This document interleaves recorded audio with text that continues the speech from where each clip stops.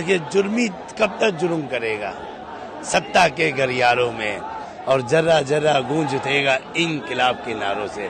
एक दिन ऐसा इंकलाब आएगा कि पूरे देश में क्रांति ला के रहेगा। लाठी चार्ज किस पे करिए? अपनों पे। ये दुश्मन थोड़ी ना है, दूसरे देश से नहीं आए हैं, ये हमारे अपनी औलादों में से, अपने भाइयों में से, अपने परिवार से हैं। दमन में तेरा कितना दम है देखेंगे और देखा है, और पुलिस के दम पे तानाशाही नहीं चलती है। बिल्कुल, हमारे साथ पूर्व विधायक इरफान सोलंकी साहब हैं। इरफान साहब, आप जब यहाँ आए, कैसा आपने क्या माहौल देखा, क्या लोगों से बातचीत की? देखिए, मेरा मानना तो ये है, ये प्रजातंत्र है। हम आजाद भारत में रहने वाले आजाद नागरिक हैं, और भारत का संविधान हमें इजाजत देता है हम अपनी बात हर समय हर स्थान पे रख सकते हैं। ये जंतर मंतर भारत का दिल, दिल्ली का दिल जंतर मंतर, यह मैं मौजूद हूँ। हमारी विधायिका जी और हमारे समाजवादी पार्टी के हर वो नेता, चाहे डिम्पल भाभी हो, पूर्व सांसद हो, मौजूदा सांसद हो, सब लोग यहाँ आए। इसलिए आए, ये सब हमारे बेटे, हमारे भाई, हमारी औलाद की तरह, हमारे परिवार की तरह। मेरी भी बच्चों की यही उम्र है, क्योंकि इनकी तकलीफ भी हमारी तकलीफ है।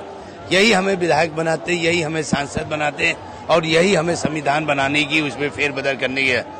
प्रजातंत्र में तानाशाही नहीं चलती है, और याद रखिए, बड़े बड़े तानाशाहों का नाम निशान लेने वाला है।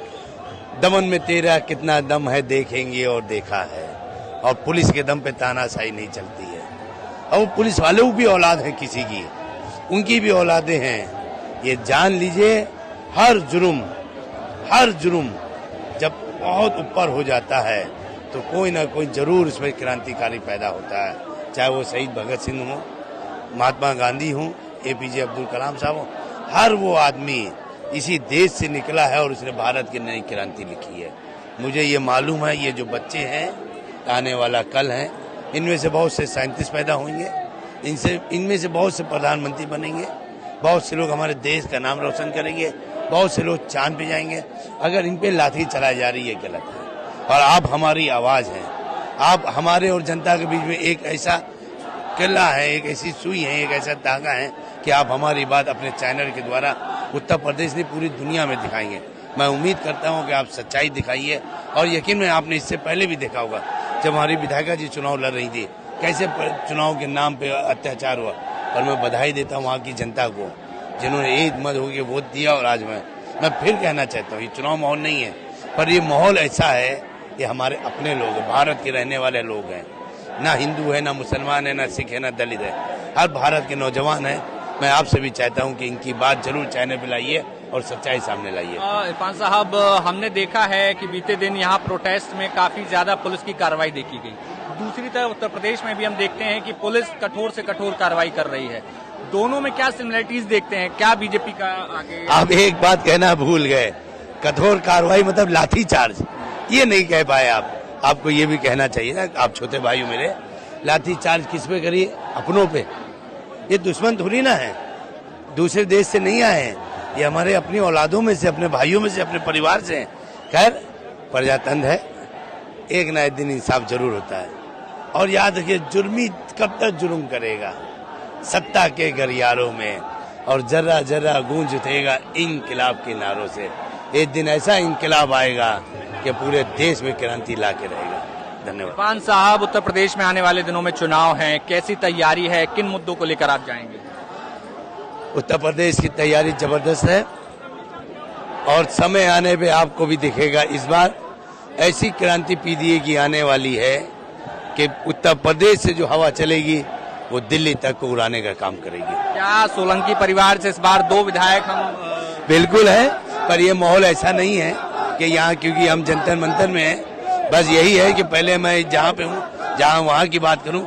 अल्लाह ताला इन बच्चों को अपने नेक इरादों में कामयाबी दे, इनके मकसद पूरे हो, और ये जिस मकसद पे बैठे हुए अल्लाह इनको कामयाबी दे। धन्यवाद। आखिरी सवाल कि आने वाले दिनों में जिस तरीके से अभी चुनाव होने हैं, और समाजवादी पार्टी लगातार संसद में भी मुद्दे उठा रही है, विधानसभा में भी मुद्दे उठा रही है, तो आपकी विधानसभा में क्या मुद्दे रहने वाले हैं, किन पर आप ज्यादा? देखिए, मेरी विधानसभा में जो मुद्दे हैं वो मेरी विधायिका जी उठाएंगी। जो भी अभी आपको मालूम है कि पेयजल की कितनी और बरसात का पानी नहीं निकल पा रहा है, तो मेरा मानना है कि हम लोग थोड़ा हटके, क्योंकि यहाँ पे ये माहौल है, हम फिर बैठेंगे, फिर आपको अपनी पूरी बात बताएंगे। एक आखिरी सवाल कि आपके जो वालिद थे वो भी जनप्रतिनिधि रहे हैं, उनकी कोई एक सीख जो हमेशा आप लेकर साथ में चलते? बिल्कुल, नेकी करो और दरिया में डाल दो, यानी नेकी करने में आप भूल जाइए, फल देने वाला अल्लाह है। हम अच्छे काम करते रहेंगे, उसका फल हमें मिलता रहेगा। बहुत बहुत शुक्रिया, बहुत बहुत शुक्रिया। तो हमारे साथ थे कानपुर से समाजवादी पार्टी के विधायक नसीम सोलंकी, उनके पति पूर्व विधायक इरफान सोलंकी, जिन पर कठोरतम कार्रवाइयों के बाद उनकी विधायी की गई। उसके बाद उनकी जो पत्नी थी वो विधायक का चुनाव लड़ी और चुनाव में जीत दर्ज की थी। फिलहाल वो जंतर मंतर पर ये जो तमाम प्रोटेस्ट चल रहा है उसमें सपोर्ट देने के लिए यहाँ पर पहुंचे थे। समाजवादी पार्टी के तमाम नेता यहाँ पर पहुंच रहे हैं और लगातार समाजवादी पार्टी के तमाम सांसद, तमाम विधायक जो है वो यहाँ पर अपना समर्थन दर्ज कराते हुए नजर आ रहे हैं। अब देखना होगा कि उत्तर प्रदेश के आने वाले विधानसभा चुनाव में समाजवादी पार्टी क्या कुछ और मुद्दे उठाती है। लेकिन फिलहाल एक बात तो तय है कि जंतर मंतर पे हुए इस प्रोटेस्ट में समाजवादी पार्टी ने जिस तरीके से सक्रियता की भूमिका निभाई है वो काफी ज्यादा सुर्खियों में है। अब देखना होगा कि इसका चुनाव में क्या कुछ असर दिखता है। जंतर मंतर से मोहित कुशवाहा की रिपोर्ट, यूपी तक। पवन जी, एक बात होती है, क्या आपको कभी ऑफर नहीं आया बीजेपी की तरफ से? बहुत बार आया। आया। कैसा आया? आया। क्या ऑफर आया? आया, हमने बताया था राष्ट्रीय अध्यक्ष जी को। आया। किस तरह का ऑफर आया? मतलब सब आया, विधायक मंत्री सब आया। जानते हैं, ये भी घटना बता दें आपको, हम मेरे पिताजी, जैसे मैंने राजनीति शुरुआत की तो मेरे पिताजी कभी नहीं चाहते थे, लेकिन जब मैंने राजनीति में मैं प्रवेश कर गया, लखनऊ डिस्ट्रिक्ट उपाध्यक्ष हो गया, तो ये भी बहुत महत्वपूर्ण घटना है। नेताजी का फैजाबाद आगमन था, तो मैंने कहा कि आपको मेरे घर चलना। कहे हाँ चलेंगे तुम्हारे घर। मैं जेल से छूट के आया था, वही मेरे ऊपर गैंगस्टर और सारे मुकदमे दर्ज हुए थे बहन जी की सरकार में, उसके बाद मैं छूट के आया था। तो मैंने कहा आपको मेरे घर चलना। कहे चलेंगे। नेताजी मेरे घर आए, अंगूरीबाग कॉलोनी में। मेरी माताजी ने खाना बनाया था। नेताजी ने, जो मेरी माताजी ने बनाया था, पूड़ी सब्जी, दही कचौड़ी, दही बड़ा जो था सब खाया। नेताजी ने बैठ के पूरा आराम से सब खाया और खाने के बाद कहा कि और कुछ बना है? तो हमने मम्मी बुलाया अपनी माताजी को, तो उन्होंने पूछा क्या नाम है आपका? कहने मेरा नाम गीता। कहने बताइए कुछ और बना है? कहने जो बना था सब खिला दिया। फिर उन्होंने, मेरी माताजी ने कहा नेताजी से, ये पढ़ते लिखते नहीं है, क्या होगा इनका? नेताजी ने कहा पवन के कारण आज मुलायम सिंह यादव इस दरवाजे पर आए हैं और देखना वो एक दिन वो भी आएगा। आज मेरे आने पे डीएम कप्तान बाहर खड़े हैं, एक दिन पवन भी आगे जाएगा, डीएम कप्तान भी बाहर खड़े होंगे, पवन बड़ा आदमी नेता बनेगा। और मुझे नेताजी ने बनाया, उस स्थान पे पहुंचाया। ऐसे थे धरती पुत्र मुलायम सिंह यादव जी। तो उसी दिन से मेरी माता पिता, मेरे पूरा परिवार का एक लगाव है नेताजी के परिवार से। जब ये सब बातें आई कुछ लोगों ने कि भाजपा वाजपा ये सब, तो मेरे पिताजी ने तुरंत मुझको फोन किया, कहा जीवन में भूल न करना, जीवन में गलती न करना। ये चीजें मेरे पिताजी ने बहुत सख्ती से मुझसे बात कही थी, मैं बहुत ईमानदारी से आपसे कह रहा हूं।